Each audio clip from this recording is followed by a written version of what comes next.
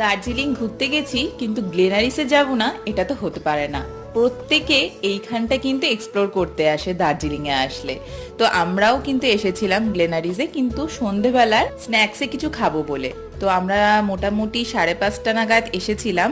আর ভিতরটায় কিন্তু বেশ সুন্দর, আর সব সময়ের জন্যই যেন ওখানটা ভিড় থাকে। তো আমরা যেদিনকে গিয়েছিলাম সেদিনকেও বেশ ভিড় ছিল। আর এই গ্লেনারিজের একটা সিস্টেম হলো, এরকম বাকেটে করে তোমার পছন্দসই জিনিসগুলো এরম ভাবে তোমরা নিজেরা নিজেরাই সিলেক্ট করে নিয়ে ক্যাশ কাউন্টারে এসে তারপরে তোমরা বিল করতে পারবে। তো আমরা ব্রাউনি নিয়েছিলাম, কিছু পেস্ট্রি নিয়েছিলাম, একটা লেমন টার্ট নিয়েছিলাম। এগুলো খাওয়ার পর তারপর মনে হয়েছিল একটা স্যান্ডউইচ ট্রাই করে দেখা যাক। তবে এটা দাদা ট্রাই করেছিল, যেহেতু পর্ক স্যান্ডউইচ ছিল। আমরা ফ্রেঞ্চ ফ্রাইটা খেয়েছিলাম, খুব ভালো ছিল। আর কফিটাও দুর্দান্ত ছিল। ঠান্ডা ঠান্ডা হাওয়াতে বসে কফি খাওয়ার মজাটা কিন্তু আলাদাই ছিল। জানিও তোমরা কে কে গ্লেনারি